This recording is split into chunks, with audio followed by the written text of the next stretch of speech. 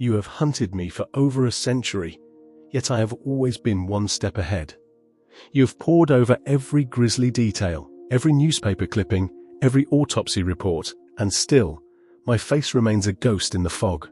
You call me a monster, a butcher, a phantom, but none of those words capture what I truly am. I am a man who walked among the living, breathing the same London air, hearing the same bells, passing unnoticed through the shadows. While the city slept, I moved like a shadow over cobblestones slick with rain and blood, silent, patient, inevitable. Tonight, here on I Killed, here's why. You will hear what history never dared record.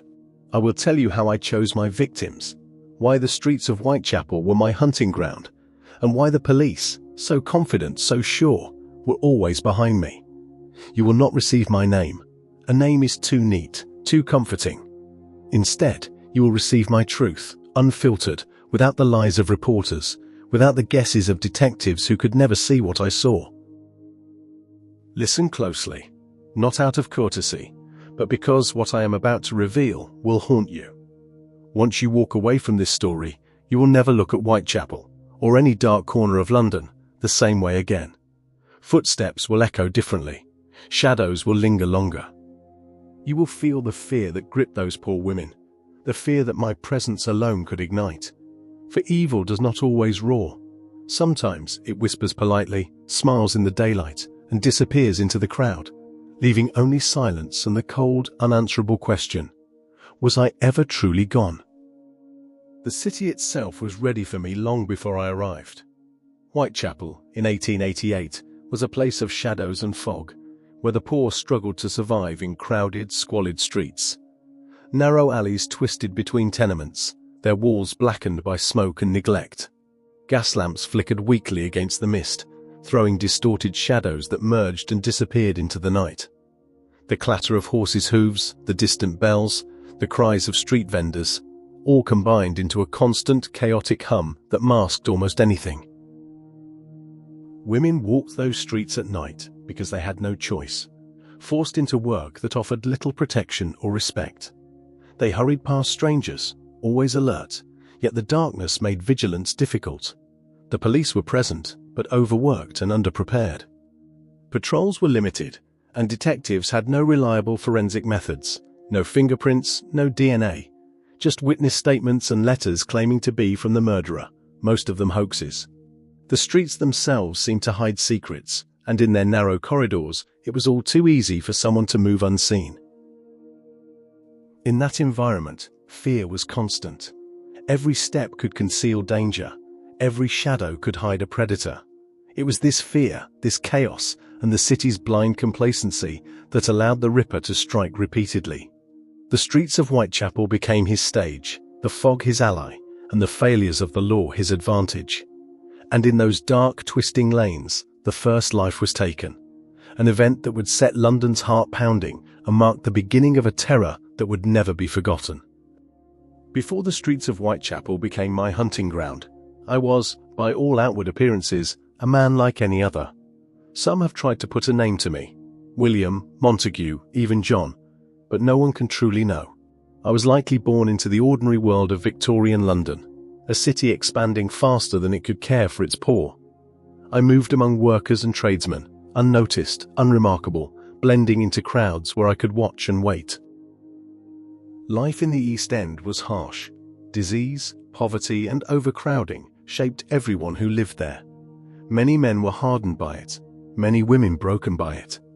I saw the suffering daily, the mothers struggling to feed children, the drunks staggering through alleyways, the desperate searching for any scrap of work. I was there too, part of that rhythm, yet apart from it, observing quietly. Perhaps it was that distance, that sense of being outside the normal world, that sharpened my awareness. I could see patterns others missed, opportunities others ignored, the quiet vulnerabilities of the people around me. I had no notoriety, no public mark of difference, and that was my advantage. Ordinary men are rarely suspected. I was likely employed in some trade, moving among streets I would later haunt, learning their twists and shadows. I understood the city in a way that would later serve me well. Some say I had medical knowledge or experience with knives. Others dismiss it as rumor, but it would explain the precision of what came later. In truth, little of what you think you know about me is certain. Only the streets remember, and only the victims can tell what truly happened. And yet, even before the first murder, I was already preparing. Not consciously perhaps, but in instinct and observation, for what would follow. The fog, the gas lamps, the crowded alleys. They were all a canvas waiting for a hand willing to shape terror. Whitechapel did not create me. I had always been there, moving quietly, waiting for the moment when the ordinary world would finally reveal its fragility, and I would step from the shadows.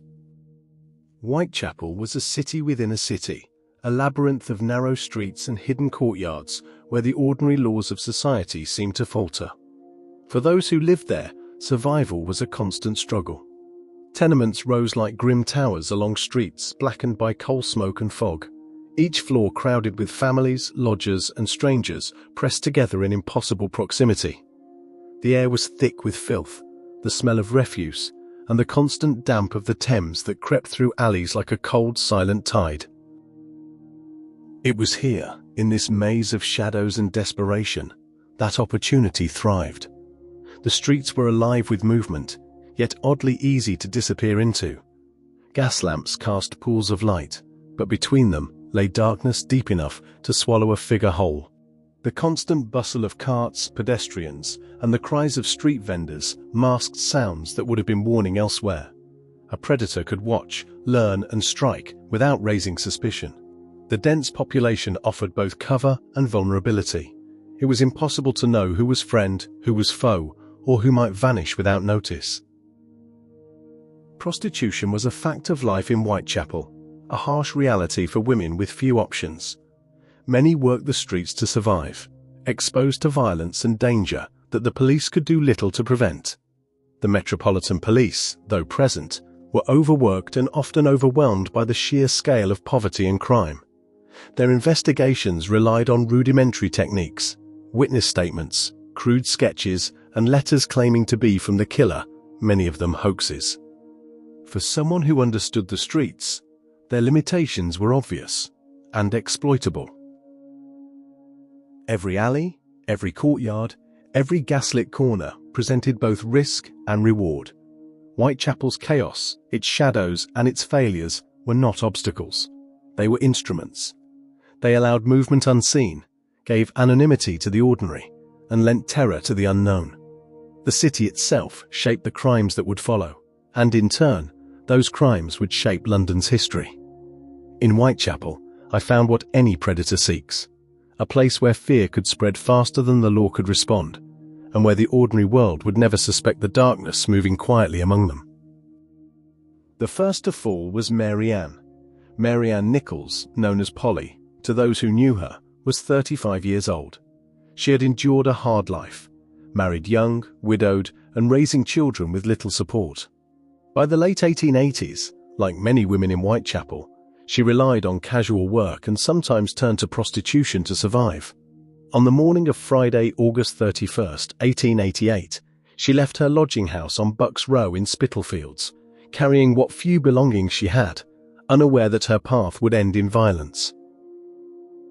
Her body was discovered at approximately 3:40 a.m. by a cart driver named Charles Cross.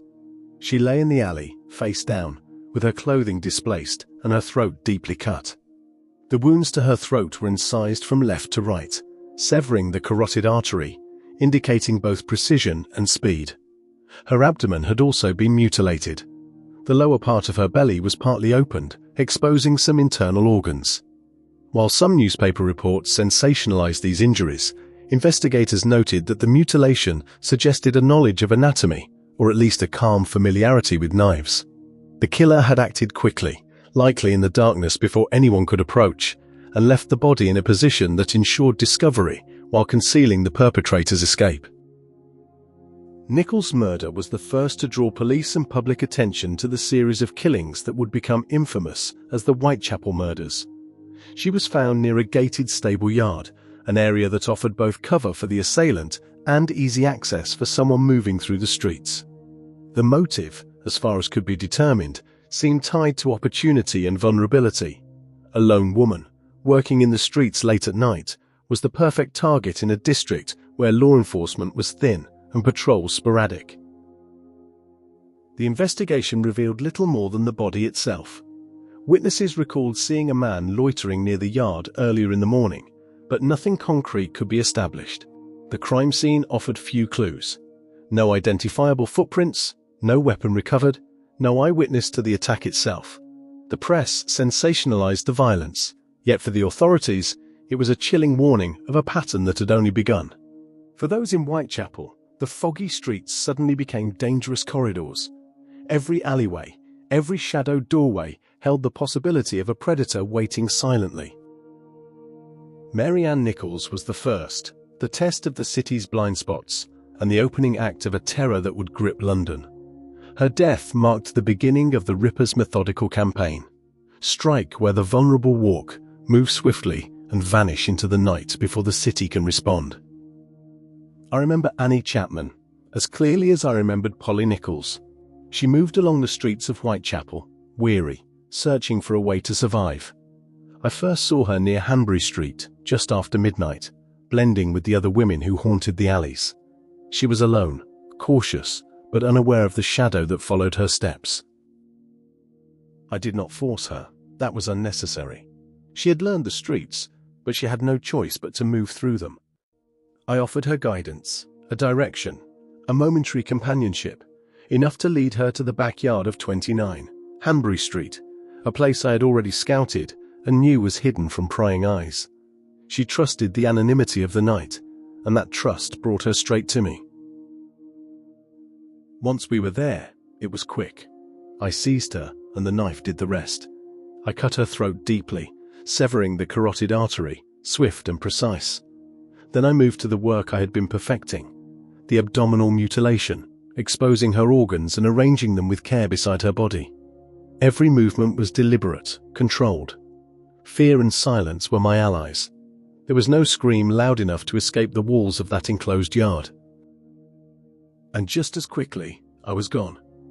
The streets of Whitechapel were my cloak. The fog swallowed me. The narrow alleys and twisting courts offered a dozen routes of escape, and the city's noise, the clatter of carts, the cries of early morning vendors, hid my steps. By the time anyone discovered her, I was nothing more than a shadow, indistinguishable from the ordinary pedestrians moving through the gaslit streets. Chapman's death taught me much. The city could be my accomplice. The women were vulnerable, the streets chaotic, and the law slow. I could strike, vanish, and remain unseen. Every patrol, every curious glance, every distant lantern did not matter. I had already learned the rhythm of Whitechapel, and I would use it again.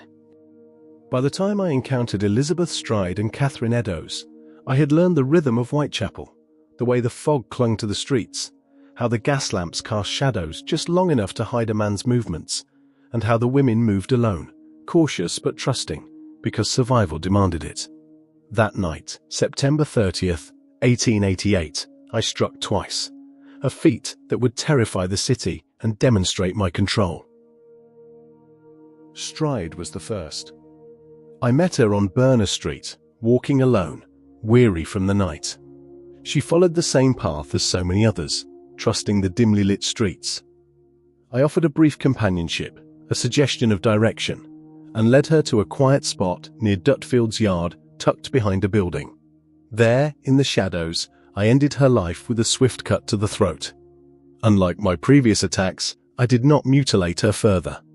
Perhaps the moment was interrupted, or perhaps I was simply testing the limits of opportunity. Either way, the act was precise and clean. Within moments, I vanished into the mist, leaving nothing but silence behind. Not long after, I found Catherine Eddowes. She was walking alone in Mitre Square, near the edge of the city's jurisdiction, her figure small against the lamplight and fog. This time, I had the space I needed. I approached her, leading her into the seclusion of the square. The work here was deliberate, a mirror of my previous killings, but more confident, more precise. Her throat was cut, and her abdomen mutilated, the organs carefully removed. This was no act of rage. It was ritual, methodical, an exercise of control and skill. And once again, I escaped. The streets themselves were my allies. I vanished into narrow alleys, weaving through shadows, and allowed the city's noise, the distant horses, the clatter of carts, the calls of early risers, to cover my tracks. Despite the growing police presence, the vigilance of patrols, and the terror spreading through Whitechapel, I moved as if invisible, always a step ahead, always unseen. That night became known as the double event, and it solidified what I had already learned. The city could be manipulated, fear could be crafted, and opportunity was always present for the patient and precise. By striking twice in one night, I had shown that I was not a fool or a fluke. I was a shadow moving through London's arteries, invisible yet unstoppable, leaving the world to panic while I disappeared into the fog. Mary Jane Kelly. She was young, just 25, and full of life in a way that made her stand out among the women I had chosen before. She lived in Miller's Court, a small, cramped apartment tucked away from the streets. Unlike the others, I did not take her in the alleyways. Here, in the privacy of her own room, I had the time, the space, and the control to perform what I had been refining in my previous murders. I first met her on the streets of Whitechapel, as I had done with the others. She was familiar with the dangers, moving cautiously, yet she had no idea that I was watching. I engaged her, offering direction, small talk, the illusion of safety, and led her to her home, where the world outside could not reach us. It was a calculated risk.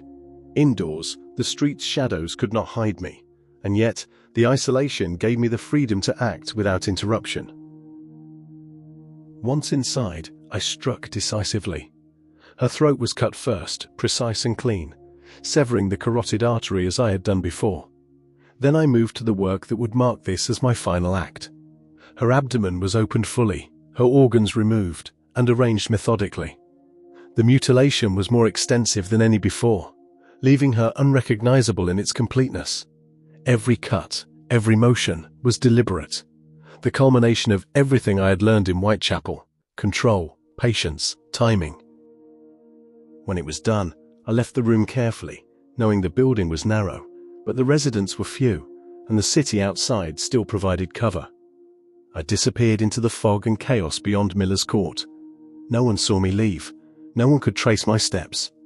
It was the perfect combination of planning, opportunity, and audacity, the ultimate demonstration of my method.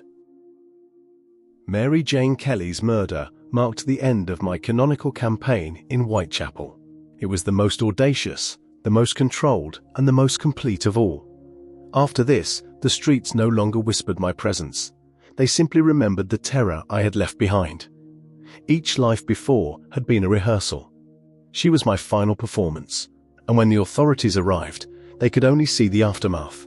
A city gripped by fear, a body left as testimony, and a predator who had vanished into the night, leaving only questions and whispers in his wake.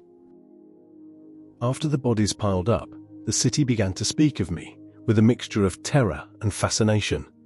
Newspapers called me a monster, a fiend, the devil himself walking among Londoners. The streets whispered my name, and fear crept into every alley, every doorway, every woman who dared to move alone. The terror was part of the work itself. Every glance over a shoulder, every hurried step, every shuttered window amplified my presence, even when I was nowhere to be seen. Then came the letters. Hundreds, or so the papers claimed. Some were crude hoaxes, sent by attention seekers or the deranged. But among them were letters that seemed to speak with knowledge of the crimes. Letters signed Jack the Ripper. The most infamous, the Dear Boss letter, referred to future murders, mocked the police, and demanded attention. I cannot confirm which, if any, came from me, though the world treated them as my voice. The letters fanned the flames of hysteria, giving my deeds a life of their own. Fear became my ally, a force I did not need to create, only to manipulate. The city had learned to see me everywhere, and yet nowhere. The Metropolitan Police struggled, investigating diligently but blindly, chasing shadows, relying on sketches, witness statements, and flimsy leads. Every misstep, every dead end, only deepened the terror. People locked their doors. Women avoided the streets after dark, and the media sold horror as spectacle. In doing so, they made me immortal. Not in life, but in memory. Through fear, I became legend.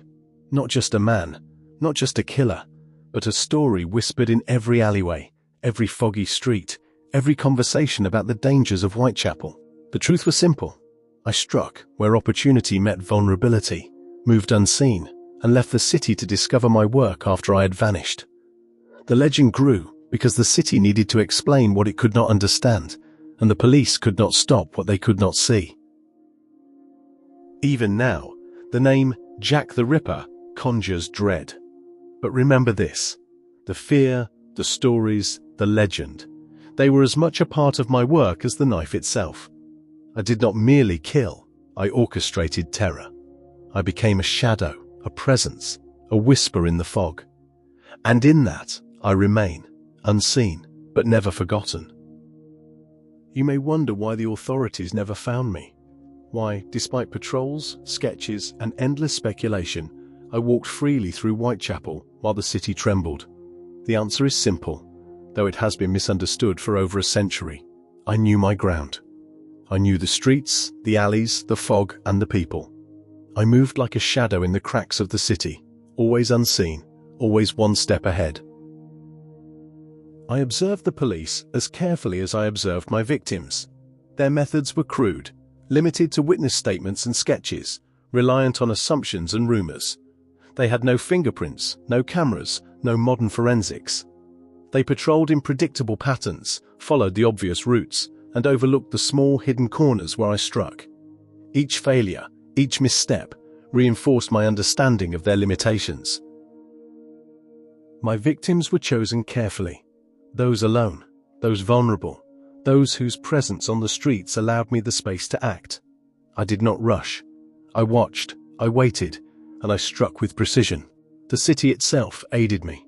The fog masked my movements. The gas lamps cast deceptive shadows, and the bustle of workers and carts covered the slightest sound of my passage. Even those who saw me, fleetingly, would dismiss it as ordinary life. No one suspected that a predator moved among them, quiet, deliberate, invisible. And then there was patience. I struck only when the opportunity was perfect. A misstep could have ended everything, so I learned to wait, to choose the right moment, to vanish immediately afterward. Each murder was a lesson in control, each escape a testament to planning. The fear I created became a tool. The panic of the city, a cloak. The police tried to catch me, and the press tried to name me, but none could reach the truth. They could only react, only speculate, only shudder at what they could not see. I, however, understood the rhythm of Whitechapel, the weaknesses of the living, and the silence of the streets. That knowledge was my shield, my advantage, my certainty, and because of it, I walked freely, a ghost in life, leaving only terror, blood, and legend behind. And now we reach the end, though perhaps there is no true end. I struck, I vanished, and yet my presence lingers in every shadow of Whitechapel, in every whispered tale, in every account of fear that spreads through the streets. You see, I did not need to stay. The work was done, the terror sown, and the legend was mine to leave behind. I will never give you my name, for a name is a comfort that would make the horror easier to dismiss. Names fade, fear does not. It lives, it grows, and it waits in corners and alleyways where light fails to reach. I walked among the living, struck when opportunity met vulnerability, and disappeared before anyone could grasp me. Each life I took, each detail of my work, was deliberate, calculated, and precise. I left nothing but questions, confusion, and a city too frightened to see clearly. You may search the streets of London today, read the history books, or follow every theory, yet you will never find me. Not because I was supernatural, but because I understood how the ordinary world could be deceived, how fear could be manufactured, and how the shadow of a man could remain long after he had walked away. So remember this, I did not vanish entirely. I exist in the fog, in the gaslit corners, in the pauses between footsteps. I exist in the terror of the city, in the fascination of the world. I am the shadow that taught London fear, the presence that cannot be pinned down, the whisper that never truly dies. And perhaps in some quiet street, you might even sense me watching still. I was Jack the Ripper. I killed. I vanished. And the city never forgot.